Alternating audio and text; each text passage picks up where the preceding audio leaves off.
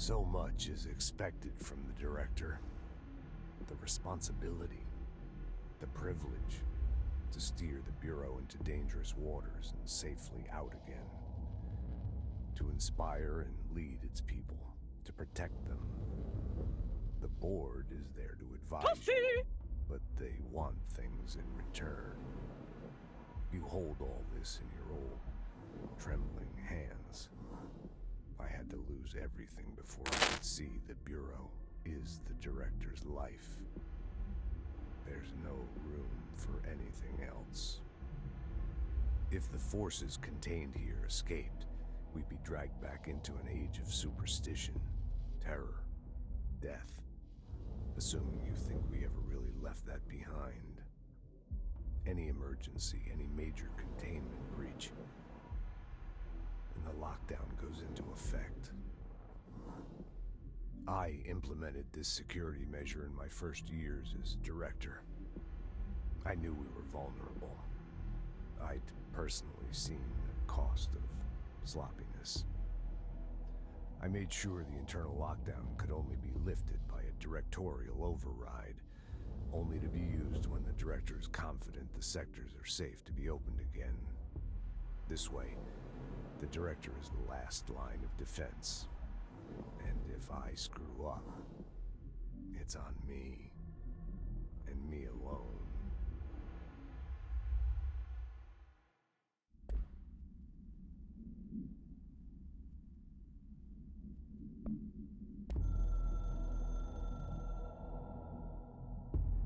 The Ocean View Motel and Casino is a familiar friend to me.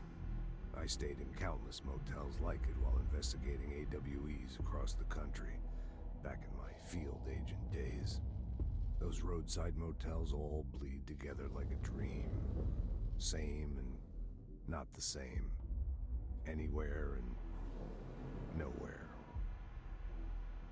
The Ocean View operates on dream logic, and the light switch cord leaks out to be found in the most unexpected places, and sometimes successfully encouraged to appear and act as a convenient lock to keep out those not trained in dreamscape navigation. Even Bureau veterans can only find one key in the motel. The key that opens the door marked with the inverted black pyramid. The rest, the many other doors, are still mysteries to us. We're all merely guests there. Even the board. Sometimes I need to visit, just to breathe easier for a while. It beats the numb, sterile apartment I spend my nights in, insulated from everything but myself. I guess that's where the whiskey comes in.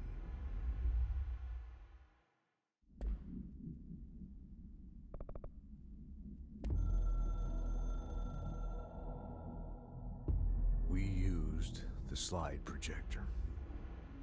I led the expeditions into Slidescape 36. They told me not to go.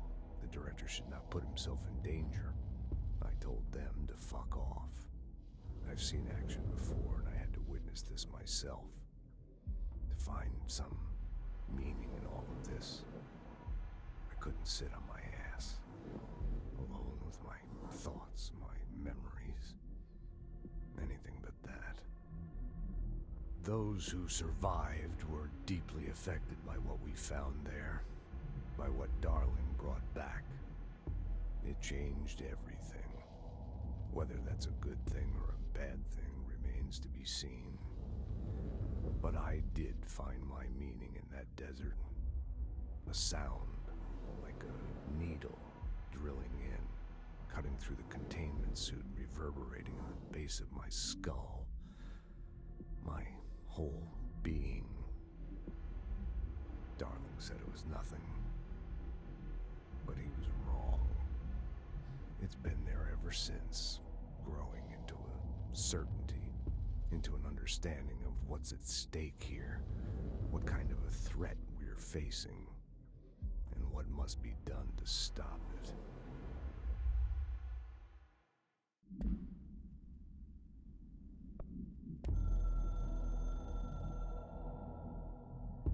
My reflection trapped in the darkness of the coffee I nurse.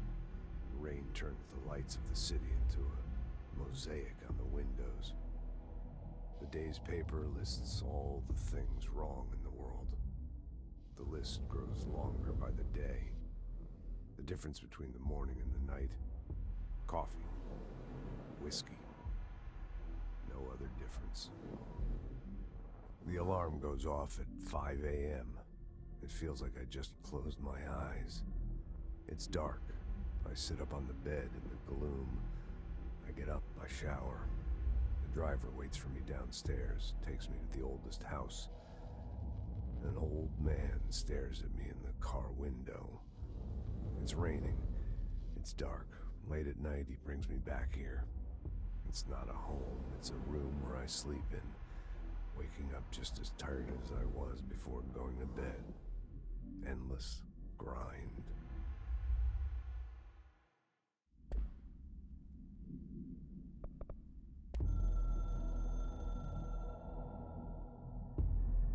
After North Moore stepped down, I doubled every effort to find new prime candidates. There was no one. No one but me. That wasn't good enough. I pushed hard. I never wanted the Bureau to end up in that situation again. The Bureau needs a director. Always. When my time reaches an end, I want more options on the table. P1 through P5 were all false leads, dead ends, and disappointments. Then P6, Dylan Faden. He fell into our arms. No parents, they're gone, casualties of an AWE. The boy has exceptional talent. The oldest house will be his home. We'll build him from the ground up. He'll be trained and taken care of. Darling can be in charge of this project. I can't. I'll stay away. I will not fail the boy like I failed my own family, my daughter and my wife.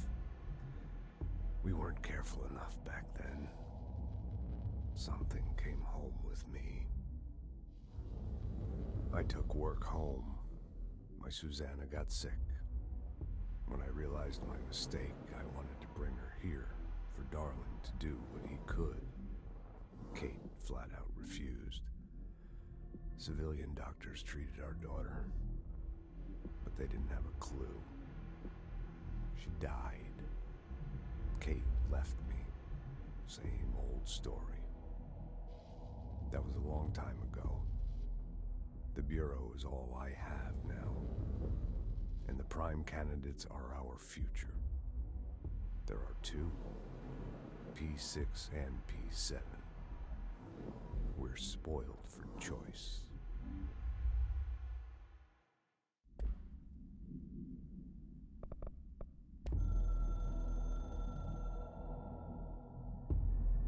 I'm averse to using objects of power. I don't want to lean on things I ultimately can't trust. But the ashtray and the cigarette, smoking there forever, have their uses. The ashtray maze they conjure is an impossibly changing labyrinth that no one but the binder, and those the binder invites, can ever pass through. The things we hid in dimensional research, the things Darling studies, the danger and the risk involved, call for every measure of security and protection I could bring to the table. The maze, hands down, is our strongest lock. I gave Darling and his chosen crew license to pass through the maze. Lately, I've started to think I should revoke that license.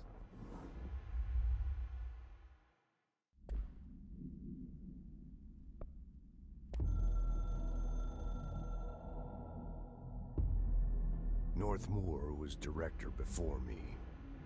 I never wanted his job. I never wanted power. I purposefully avoided it, didn't trust it, didn't want to rely on it. North Moore was all about power. A man like an explosion, hungry for authority. for order, for more, until it was too much. I had to find a solution in the end, contain the situation.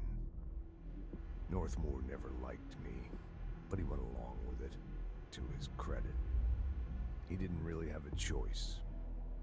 I suppose at the end of the day, a director's most basic duty is to keep the lights on. Here's to you, Northmour. There were no prime candidates waiting in the wings, but I was there. Had been the whole time, keeping my head down, working my ass off. I had nothing to lose. I picked up the gun almost on a dare.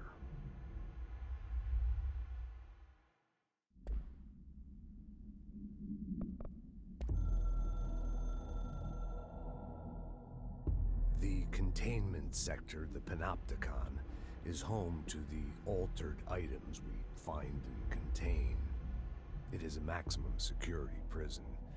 It's a vault for the most valuable treasures on Earth. It's a powder keg big enough to blow this world to dust. A temple, a place of worship filled with idols of angry gods. It's all of these, and none of them.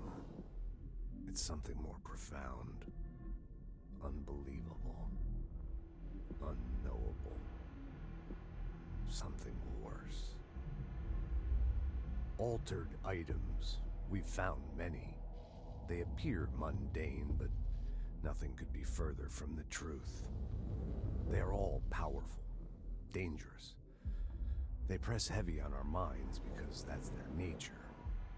They've been altered because we can't stop thinking about them. We put them on altars because they're used to being worshipped. This keeps them calm. We contain them, but they don't want to be controlled.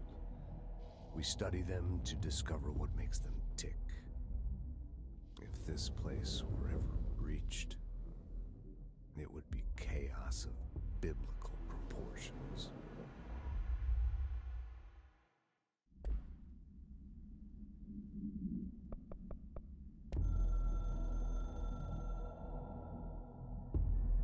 Something's coming. The whispers growing louder.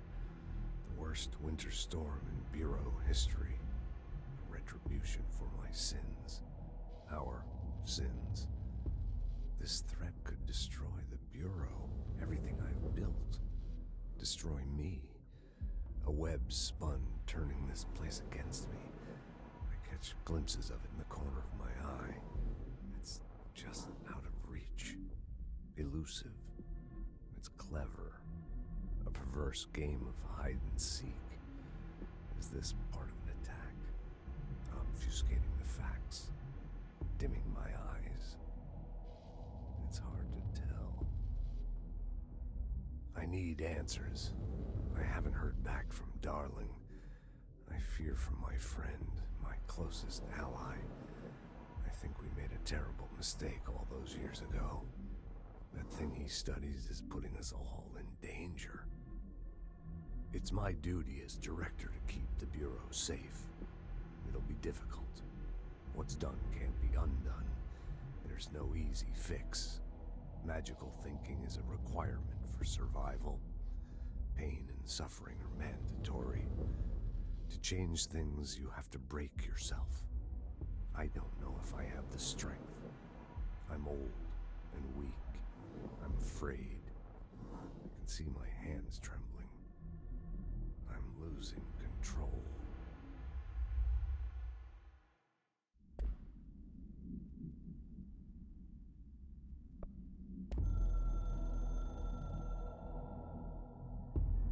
I can hear the hotline ringing in my dreams, constantly ringing.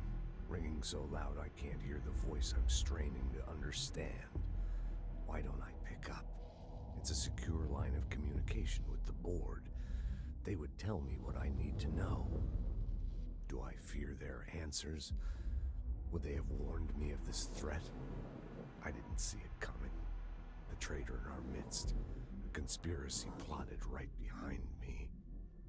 I can't trust anyone. I must assume all my intel has been manipulated. The hotline is the only channel I can trust. Bind it, control it. The rule and the ritual with objects of power. It can't be tampered with. The lifeline to the astral plane and the board. I must seek guidance. Soon. I'll rest first. I'm so tired. Always tired now. But I must reach the hotline. I think I'm under attack. An attack of dementia, exhaustion. It's a rain cloud making me forget. The hotline. I must reach the hotline.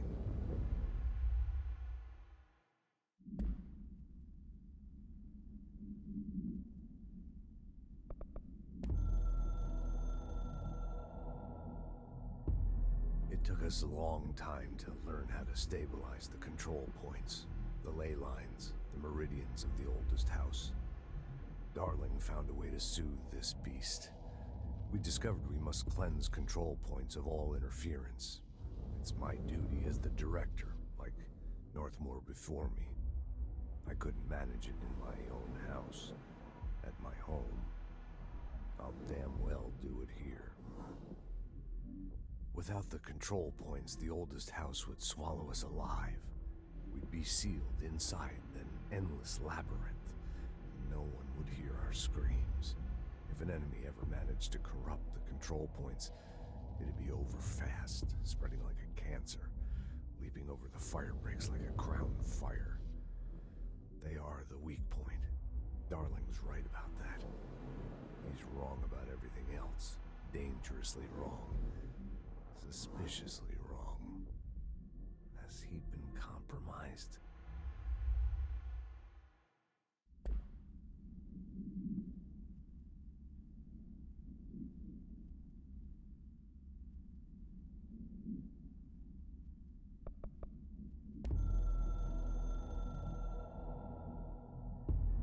It took us a long time to learn how to stabilize the control points, the ley lines, the meridians of the oldest house.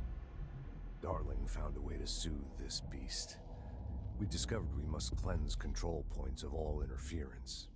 It's my duty as the director, like Northmore before me. I couldn't manage it in my own house, at my home. I'll damn well do it here. Without the control points, the oldest house would swallow us alive.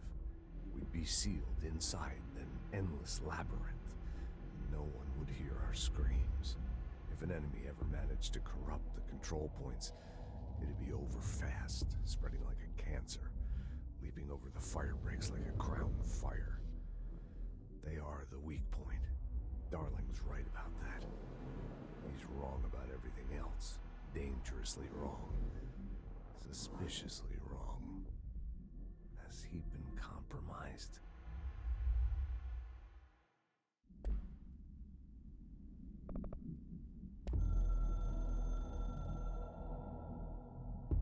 A director needs a team. My management team. These people know the secrets of the Bureau as well as I do. Some even better. They have proven themselves. Darling, Tomasi, Salvador, Marshall. Marshall especially, my head of operations. She sees right through me. She knows I don't like relying on people. The only person you should fail is yourself. So I followed my own orders. Northmore hated my guts for that. But things change when you become director. You suddenly see this dark void for the horror show it truly is, filled with screaming fear we pretend to control. Sand leaks through my fingers. The roses I pruned in the garden back when I still had a family, all dead. Heat escapes my body. My thoughts are scattered. The universe keeps expanding. I can't keep up with it alone. When I forget that, things go wrong. And my team has to pick up the pieces. Damage control. To help me get out of my mess.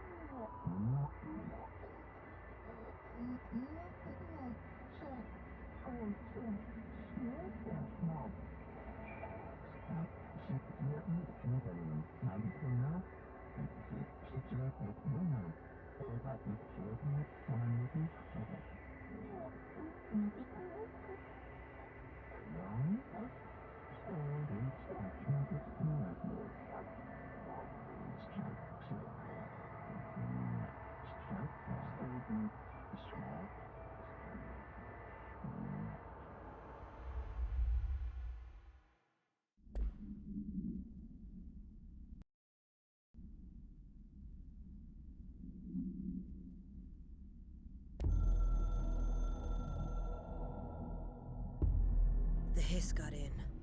The Foundation is overrun. I was out of time and out of options. I took all the C4 I could get my hands on and strapped it to the nail. Boom. A desperate move. But it's better off in pieces than in enemy hands. Trench wouldn't be thrilled. He always said how vital the nail was. How it was the Bureau's duty to protect it. Bullshit. Those years spent in the director's chair warped his priorities. In the end, he valued order over people, the advice of invisible voices over that of old friends. He lost sight of who he was. The board made sure of that. But I did my duty. The hiss can't corrupt a pile of smoking rubble. My last act as head of operations. I'm done. At least I could take those bastards down with me.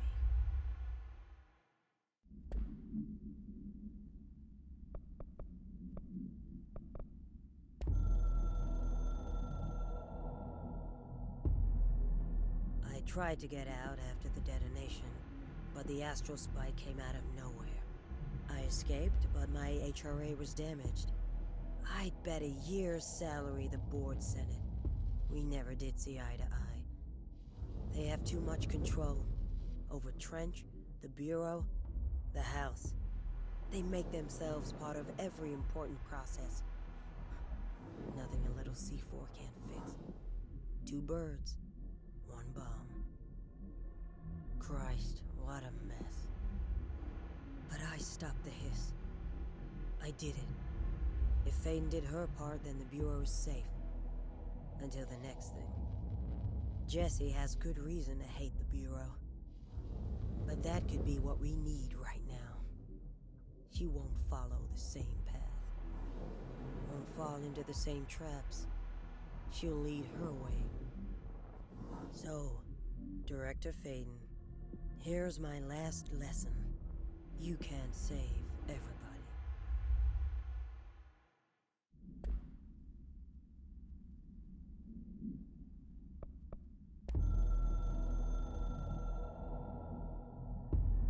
I snuck into the Foundation through a back door I know. Had to get ahead of the hiss. Just a matter of bypassing the ritual protections. Luckily, the board's as distracted as the rest of the Bureau. I had to put on a brave face up there, but the situation is the worst I've ever seen. We're getting back on our feet, but we've already lost so much. Trench is dead. Darling is somewhere. I'm the only one left. But I still have a job to do. Keep the hiss back. There's not enough HRAs to spare, so I'll have to make do with what I've got. Frankly, I don't even know what will happen if the hiss take the nail. Trench made it sound like it'd be the end of the world. He was never one to exaggerate. Well, orders are orders, even if they come from a dead man.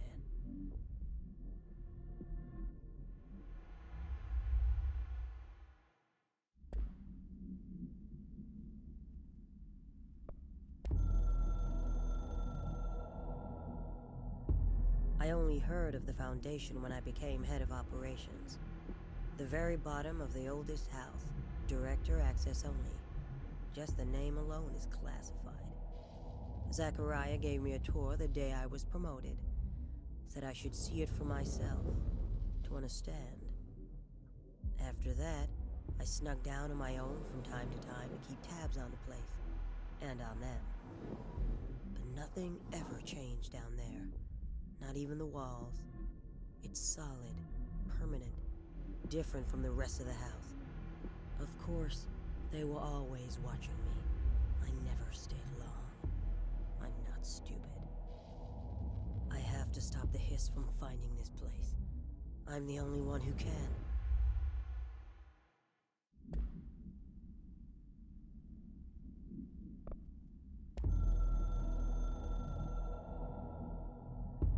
I've served under 2 directors.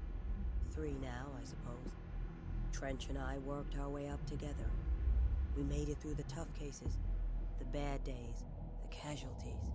He was the epitome of a good agent. Smart, decisive, selfless. Then he picked up that damn gun. Becoming director is a formal process overseen by the board. Lots of ritual and mystery. After that, key staff provide detailed briefs on all classified matters, past and present.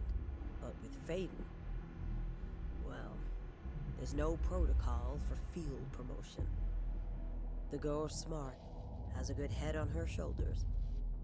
I'm trusting her to handle the hiss upstairs, while I hold them off here. All this shit with the nail, the board, I'm not sure she's ready. Besides, I work better alone.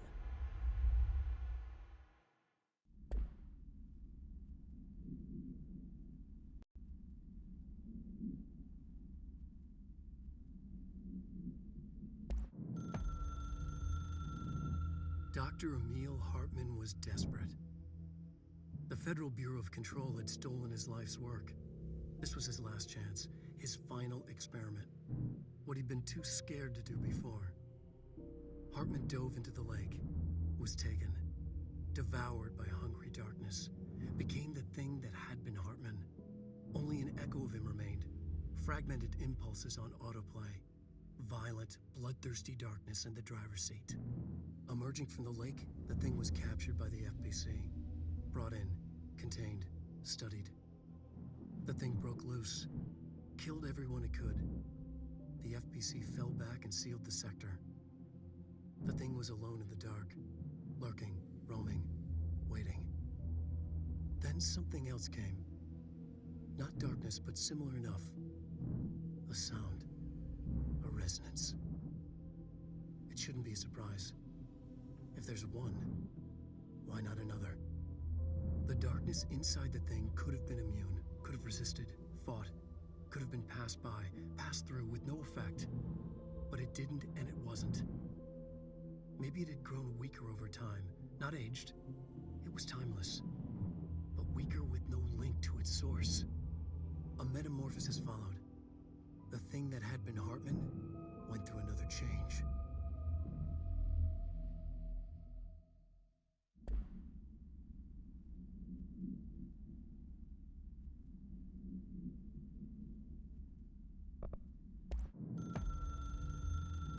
I've written and rewritten, deconstructed, reconstructed, experimented with different voices, changed the style, changed myself, forgotten the language, relearned the language. Have I been here before? Gone down this path before? The darkness wants to hide the past to make me lose my way. You must know where you've been to know where you're going. I trust what I read on these pages. I wrote them for a reason. My notes to myself. The only way to make progress, recap, then write more. The style then. Lose the fat. Make it clear. Ugly. Functional. Present. Be blunt. Only the brutal truth. Cut through the reality, tear it apart, rewrite it. Be clever, make them do the work, form the image in their minds. They make it, you just imply. Incept. They're drawn to the mystery, obsessed. You set it up, they put it together. Their interpretation, and there's only one because you give them no choice. And they believe in it, because it's theirs now.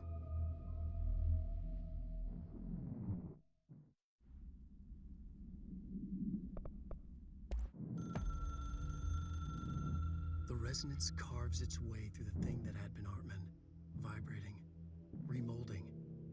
The sound changes the darkness, and the darkness changes the sound. They both changed what remained of Hartman. They all turned into something else. A third thing. The sound made darker. The darkness made louder. Hartman was stretched. Stretched as anyone when seen from out of time, like a worm through time. Almost an Ouroboros, a spiral, a maelstrom. The gravity well of a black hole, twisting inward, tightening, taking you deeper and deeper to the bottom, the heart, and through to the other side. The third thing said, when you hear this, you will know you're in new you. He said, we build you till nothing remains. He said, under the conceptual reality, behind this reality, you must want these ways to drag you away. He said, baby, baby, baby, yeah, orange peel. The third thing was a monster. He'd tear apart any ordinary person crossing his path. Now he crashed out of darkness toward Faden. There was nothing ordinary about Faden.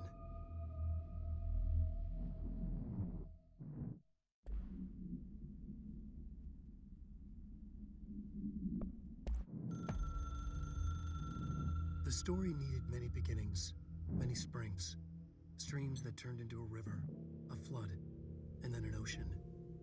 This was one. Wake used the materials he had, the connections he had, the people, the places. Wake put them in to make it true. His wife, the psychiatrist, his city. These connections, like magnets, move things. Alice was a conduit. She'd been in the dark place. The thing that had been Hartman sensed her near, sensed Wake through her. Went berserk, broke loose.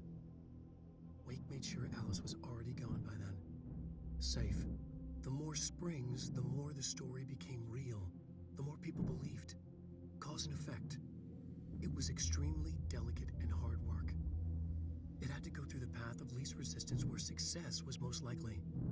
Where there was a connection already. Toasty! Wake felt the pressure grow in his head. Going mad. Wake had to escape. Right. His escape. He was already out. He wanted to make it true. Wake needed a hero. A hero needed a crisis. For the part in the story about the government agency, Wake needed something special, something to convey an alien force mimicking human intelligence. Something that can't be translated. Translated. Wake channeled Burroughs and Bowie. He cut up sentences and words. Orange peel. You are home. Insane. He put them in a shoebox. He pulled out the words. Wake created a Dadaist poem. He'd try anything once. Or had he tried this before?